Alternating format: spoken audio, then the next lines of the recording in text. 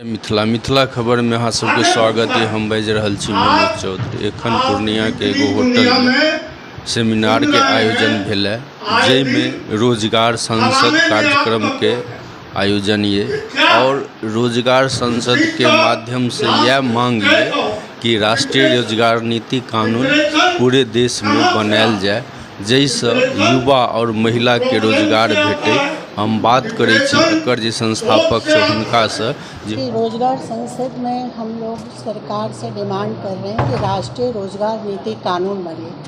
इसके लिए देश की बात फाउंडेशन ने एक रोजगार नीति का ड्राफ्ट तैयार किया है, जिसमें देश के अलग अलग हिस्सों में किस तरह का वातावरण है, क्या वहाँ की फसल है, उस पर इंफ्रास्ट्रक्चर तैयार हो, उस पर मार्केटिंग की व्यवस्था हो, उस पर स्टोरेज की व्यवस्था हो और उस 10 मूल मंत्र जो है, जिसमें हम लोग क्रेडिट सपोर्ट की भी बात करते हैं, मिनी टेक्नोलॉजी की बात करते हैं, किसानों के सभी फसलों पर, और जो स्वामीनाथन कमीशन की रिपोर्ट है उस पर भी किसानों को MSP मिलना चाहिए। ये नहीं कि सिर्फ 23 या 28 फसलों पे मिल रहा है। जो भी उपजाऊ, और जब MSP मिलेगा तो किसान खुल करके हर तरह के खेती कर पाएंगे। मजदूर, संगठित और असंगठित क्षेत्र के जो श्रमिक वर्ग हैं उनके लिए भी सिक्योरिटी की हम लोग, आर्थिक सुरक्षा की हम लोग बात करते हैं कि उनको जिस बीच में उनके पास काम नहीं है तो उनको सम्मानजनक बेरोजगारी भत्ता मिले। आज जिस तरह का भत्ता दिया जा रहा है वह एक तरह से एक व्यक्ति का अपमान है। देश की बात फाउंडेशन मानता है कि रोजगार सिर्फ पेट भरने का मसला नहीं है। पेट तो जानवर भी भर लेता है। रोजगार सिर्फ कुछ पैसा कमाकर सुविधा लेने का मसला नहीं है, बल्कि रोजगार एक व्यक्ति के आत्मसम्मान का मसला है और राष्ट्र निर्माण में उसकी भागीदारी का भी मसला है। और हमारा राष्ट्र तभी विकसित होगा जब हर किसी के हाथ में गारंटी युक्त काम होगा। जी नहीं, कानून तभी बनता है जब कैबिनेट से, पार्लियामेंट, राज्यसभा और लोकसभा से पास होगा। तो जब वो राष्ट्रीय स्तर पे कानून बनेगा तो हर राज्यों को, हर गाँव को, हर कस्बों को फ़ायदा होगा। ये आपका जो है कार्यक्रम है जी, ये राष्ट्रीय स्तर का है। जी हाँ, अभी जो रोजगार संसद कार्यक्रम हो रहा है, भारत के सभी राज्यों के लगभग सभी जिलों में रोजगार संसद कार्यक्रम हो रहा है। अभी बिहार में हम लोगों ने 11 जिलों में किया है। पटना से शुरुआत हुई थी। पटना, दरभंगा, सहरसा, सुपौल, कटिहार, पश्चिमी चंपारण, सीतामढ़ी, शिवहर। हम लोग जन जन तक जाना चाहते हैं और हमारे जो बुद्धिजीवी वर्ग हैं, किसान हैं, मजदूर हैं, महिला हैं, हर किसी को हम लोग जागरूक करना चाहते हैं कि आप अपनी आवाज़ उठाएं, नहीं तो नेता आपको कहीं का नहीं छोड़ेंगे। आज़ादी के 7 दशक बाद भी हम लोग जिस तरह की ज़िंदगी जी रहे हैं ये आज बहुत बेहद ही शर्मनाक है। हमें आज़ादी दिलाने वाले शहीदों ने इस भारत की कल्पना नहीं की थी जहां आज 77 साल होने जा रहा है और हम लोग आज भी जाति और धर्म पे लड़ मर रहे हैं। आज भी हम छुआछूत को मान रहे हैं।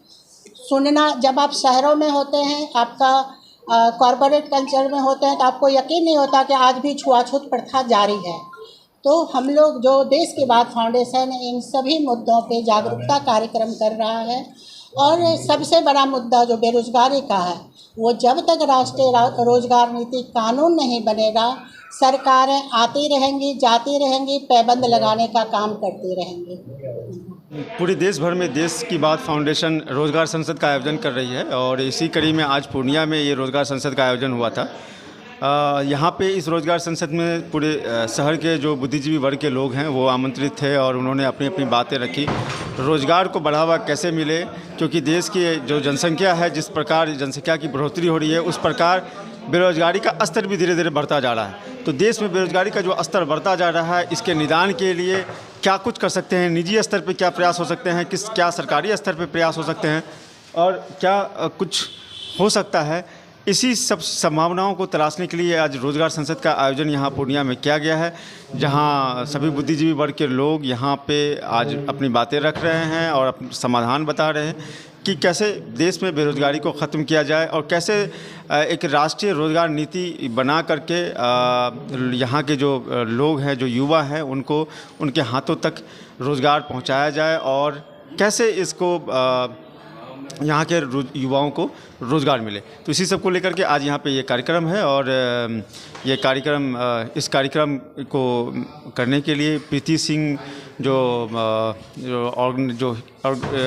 हेड ऑर्गेनाइज़र है, वो दिल्ली से चलकर यहाँ पे आई हैं इस कार्यक्रम को भाग लेने के लिए। तो वो यहाँ पे उपस्थित है और देश की फाउंडेशन के बहुत सारे लोग भी यहाँ पे उपस्थित हैं। मेरा नाम नियाज़ अहमद है और आज की कार्यक्रम की अध्यक्षता मैंने की है। नहीं हुआ। ये अगर आज हुआ होता तो 6 प्रकार का फंडामेंटल राइट्स था और 7वां था हमारा राइट टू प्रॉपर्टी, जो 42वां अमेंडमेंट करके उसको हटा दिया गया। उसी के जगह पर यह राष्ट्रीय रोजगार नीति कानून होना चाहिए, जो नहीं हुआ। लेकिन अगर हो गया होता तो आज देश की स्थिति परिस्थिति, नौजवान हमारे सामने बैठ कर करके रोजगार नीति पर सुनते नहीं और अपनी बात को रखते नहीं। तो निश्चित तौर पर हम ये कहना चाहते हैं, देश के अंदर एक ऐसी व्यवस्था होनी चाहिए, लोगों को रोजगार मिले, रोजगार, शिक्षा को रोजगार मुक्त बनाइए।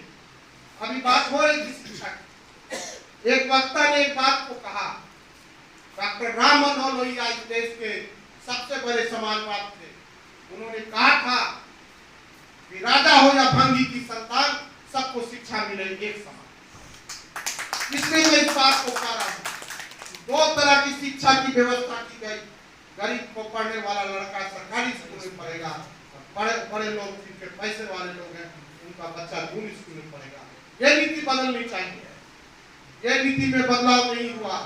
ये नीति में बदलाव होता तो अगर आप पैसे वाले भी हैं और मैं गरीब का भी बच्चा हूँ, एक स्कूल में रहते, एक साथ पढ़ते, एक हॉस्टल में रहते, एक साथ खाना खाते, तो आपसी जो मतभेद है आज समाज के अंदर, जाति पाति ऊंच नीच, तो मिट जाता है ये बहुत हद तक। निश्चित तौर पर ये सोच बहुत अच्छी थी, लेकिन कहीं ना कहीं वहां भी पूर्वाग्रह से ग्रसित होकर इसको होने का काम नहीं किया।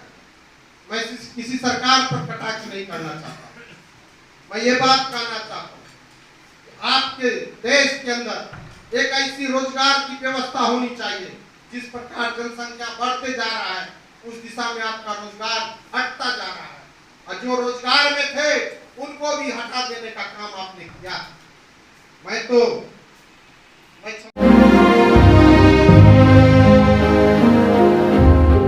कैसे चल रही है तेरी तालाब वाली फिशिंग? क्या कंपटीशन की तैयारी तालाब वाली फिशिंग ही तो है।